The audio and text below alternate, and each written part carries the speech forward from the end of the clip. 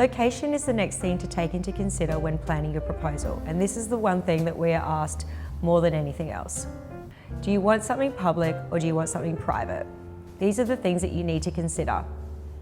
Weather. When planning a public proposal, you must take into consideration that you're going to deal with weather.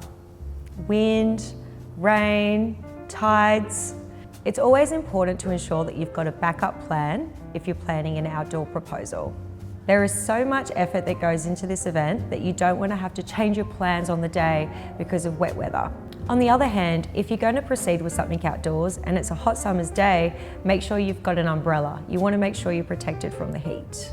Another tip would be, if you're looking to plan an event on the beach, to check tide conditions. The last thing you want to do is arrive to this beautiful picnic in the sand, and then 30 minutes later, the tides come up and washed away your beautiful setting. Private venues. If you're looking for a private dining experience, you have two options.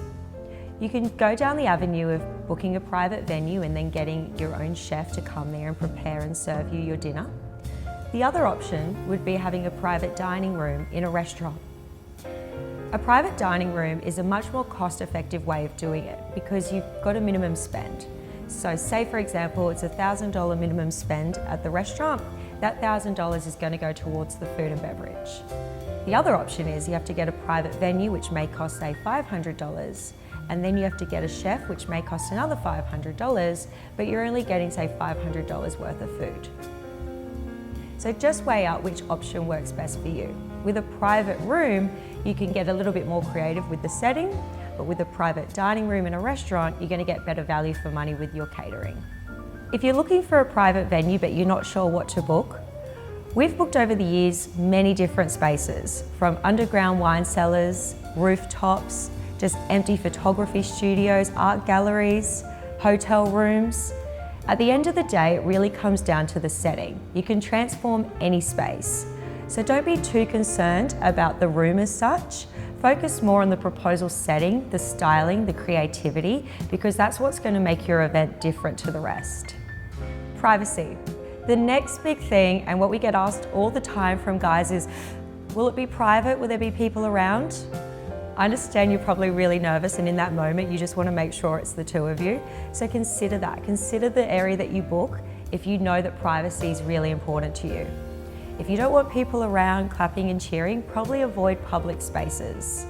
Definitely then go for a private room. If you're on a limited budget, again, book a hotel room or a photography studio.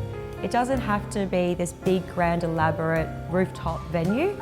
You can just spend a minimal amount on the venue and then put more of your budget towards the setting. And that way you're going to get a beautiful space, it's creative, and you're going to get that privacy.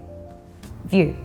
So the location of your proposal and the view is going to be determined by the time of day that you're looking to propose. If you want a beach setting, I would then opt for sunrise or proposing during lunchtime. If you're wanting a sunset time, then you may opt for hinterland and city views. And if you want that beautiful evening time, then definitely that city light is going to give you that beautiful backdrop.